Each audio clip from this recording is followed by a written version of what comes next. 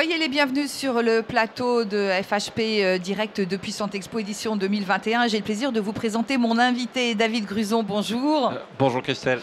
Alors David Gruson, je rappelle que vous êtes le président d'Ethique IA. On va parler numérique, intelligence artificielle. Ma toute première question, le numérique doit aider au développement du système de santé.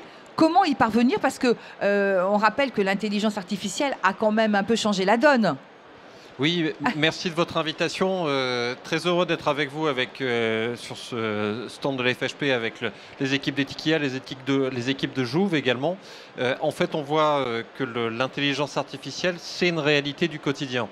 Alors, on la voit, on a communiqué beaucoup dessus au cours des dernières années, et c'est une réalité concrète sur l'IA de diagnostic médical, principalement dans le domaine de l'apprentissage machine par reconnaissance d'images, dans les disciplines de l'image, la radiologie, la dermatologie. Mais il y a aussi tout un segment, c'est ce qu'on développe avec Jouve, l'IA qui va aller traiter les fonctions support du système, l'IA de gestion, avec une solution un peu devenue de référence qui est l'IA d'automatisation de l'admission, qui va permettre d'aller chercher les données dans la carte vitale, dans la carte d'identité, la carte de mutuelle, pour aller directement l'injecter dans le système d'information de l'établissement de santé. Ça a l'air de rien, mais ça permet d'éviter le passage au guichet, de considérablement simplifier le parcours de prise en charge du patient. Donc c'est une réalité d'aujourd'hui, l'IA. Il faut s'y préparer, l'accompagner et gérer aussi les impacts sur les métiers du secteur de la santé. Alors justement, on parle beaucoup de médecine prédictive, de médecine personnalisée. Comment l'IA, elle peut aider à y venir? Alors, de deux manières. Avec d'abord, je vous le disais, ce qui est le plus mûr, c'est la mise en place d'outils diagnostiques très centrés sur la reconnaissance d'images. Donc là, on va accélérer le diagnostic et en même temps rapprocher le diagnostic de spécialité du patient. C'est un élément très important, notamment sur l'accessibilité des soins dans les zones rurales, pour permettre, par exemple, une interprétation de clichés de fond d'œil pour un meilleur diagnostic de la rétinopathie du diabète, le déploiement d'outils de traitement des mammographies. Donc on a comme ça des méthodologies qui permettront de rapprocher le diagnostic de spécialité des patients. Et puis deuxième élément, plus en gestation mais très porteur d'avenir, l'IA de pilotage par les données. On va traiter les données d'une population déterminée sur un territoire déterminé pour aller en déduire des actions de prévention, des actions de prise en charge des patients. C'est vrai à l'échelle d'un territoire, mais ce sera vrai demain aussi pour un patient déterminé. Je parlais de l'admission des patients, l'onboarding, l'entrée en relation avec le système, avec le déploiement de mon espace santé, d'outils comme le DMP. On va pouvoir avoir des croisements de ces données et derrière mieux piloter le parcours du patient pour lui proposer aussi pendant son séjour à la clinique, en établissement de santé, des options pour la partie a posteriori du séjour, prise en charge de soins paramédicaux et les prises en charge aussi d'options pour ses proches quand il sera à son retour à domicile. Alors on l'a bien compris, hein, le numérique doit faciliter aussi, doit faciliter l'exercice des professionnels, certes, mais doit également faciliter la coordination entre professionnels de santé. Et vous l'avez bien dit, chaque territoire est différent. Donc comment mettre en place tout ce système?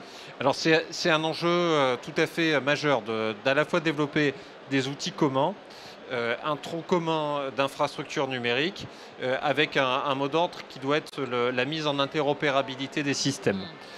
Il y a des progrès qui se constatent, hein, ça a été longtemps un peu un des obstacles majeurs que l'on avait en France, l'interopérabilité des systèmes. Des choses se passent, là par exemple avec l'IA d'admission qu'on a mis en place avec Jouve. Aujourd'hui l'interopérabilité est développée avec toute une série de solutions de gestion administrative du patient, mais aussi d'envoi de comptes rendus médicaux a posteriori. Donc ça se passe dans le réel sur des applications. Mais par ailleurs, vous avez tout à fait raison, l'interopérabilité ne doit pas dire l'uniformisation partout, parce que vous avez des enjeux de transformation numérique qui ne sont pas les mêmes suivant les établissements. Je prends un autre sujet sur lequel on intervient, qui est la question du zéro papier, la digitalisation des dossiers médicaux. De plus en plus d'établissements s'engagent dans des programmes de reconstruction. Et on voit que la question de la digitalisation des archives médicales pour valoriser les données est à la fois la même partout, mais très différente d'un établissement à l'autre.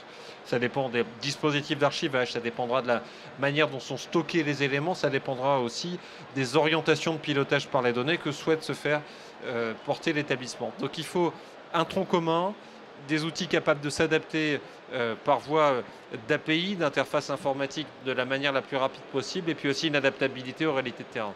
David Gruson, je voudrais qu'on parle du plan Ma Santé 2022. Bon, il y a le Covid qui est passé par là, mais ce plan, il était destiné effectivement à développer un accès plus facile au numérique, à faciliter la synergie entre professionnels de santé. On en est où exactement? Parce que moi, ça fait des années que j'entends parler du DMP. Vous en parliez, voilà, à l'instant. Oui, alors les choses bougent. Il y a eu une accélération. Hein. Le premier marqueur, le premier déblocage, c'est en fait, à vrai dire, avant le Covid, l'avenant 6 à la Convention médicale de 2018 qui a déverrouillé le modèle de la téléconsultation. C'était une première étape majeure. Il y a un agenda qui a été mis en place et une bascule numérique qui se fait. Alors, la raison pour laquelle cette bascule se fait, c'est qu'il y a un agenda, une impulsion portée par les pouvoirs publics, mais il faut aussi être lucide. Il y a eu un effet aussi d'adaptation à marche forcée sous l'effet de la crise sanitaire. On l'a vu massivement dans la partie IA d'admission, on le voit toujours, c'est une manière d'éviter les concentrations de population au guichet d'accueil dans les établissements de santé. Donc la question qui va se poser maintenant, on va espérer, même si les dernières indications incitent à la vigilance, à la sortie de cette crise avec la vaccination, il faudra regarder si cette bascule digitale est structurelle ou si on revient un peu à de mauvaises habitudes antérieures. Je pense qu'on va être un peu entre les deux et qu'il faudra, ça c'est le rôle des innovateurs, porter une méthodologie qui permettra d'inscrire dans la durée des choses ces innovations technologiques, et aussi c'est important de les inclure dans des cadres de régulation éthique, parce que c'est une préoccupation forte qu'on porte en France et en Europe. Alors justement, comment est-ce que vous pouvez accompagner les acteurs de santé? Alors, on a porté avec Ethikia l'idée d'une garantie humaine de ces outils. C'est un concept qui peut paraître abstrait, mais qui en fait est très opérationnel. C'est l'idée que ces outils d'algorithmique médicale, les algorithmes de gestion du système, on doit les maintenir sous supervision de professionnels et de représentants des patients. Cette notion de garantie humaine a été introduite cet été dans la loi de bioéthique, et elle est introduite également dans le projet de règlement européen sur l'intelligence artificielle. Ce sera le RGPD de l'IA, qui entrera en vigueur dans les prochains mois, notion qui d'ailleurs a été reprise outre-Atlantique par la FDA, l'Agence de sécurité sanitaire américaine. Donc c'est un standard de supervision humaine de cette innovation. C'est aussi un beau message, garder l'humain au centre du dispositif. On a développé maintenant une dizaine de démonstrateurs avec Ethikia, de collèges de garantie humaine, par lesquels les acteurs vont pouvoir se saisir de cette innovation, la supervisant au fil de l'eau, dans la conception et dans l'application en vie réelle, avec des méthodologies de pilotage continu dans une logique qualité auquel on est bien habitué dans le système de santé. Alors, dernière question, David Gruson, quelles sont les prochaines étapes selon vous? Prochaines étapes, c'est d'essayer de continuer à produire de l'innovation. Et pour produire de l'innovation, on va avoir un enjeu clé de débat public. C'est un des sujets sur lesquels la Fédération de l'hospitalisation privée se positionne dans ce moment de débat présidentiel, et c'est très bien, soutenir une innovation durable. Et on voit qu'il y a un enjeu de financement de l'accès à l'innovation dans un contexte où notamment l'assurance maladie arrive en difficulté financière en sortie de crise. Donc il va falloir trouver la capacité à préserver des compartiments de financement de l'innovation en IA, en numérique, de manière structurelle, et aussi avec le rôle que les complémentaires ont à jouer. Ils ont un rôle important d'accompagnateur de cette efflorescence d'innovation en numérique et en IA. Mais écoutez, ce sera le mot de la fin. Merci David Gruson. J'en profite pour rappeler votre dernier livre, La révolution du pilotage des données de santé. C'est paru aux éditions LEH. Merci d'être venu sur notre plateau. Merci David. Merci beaucoup.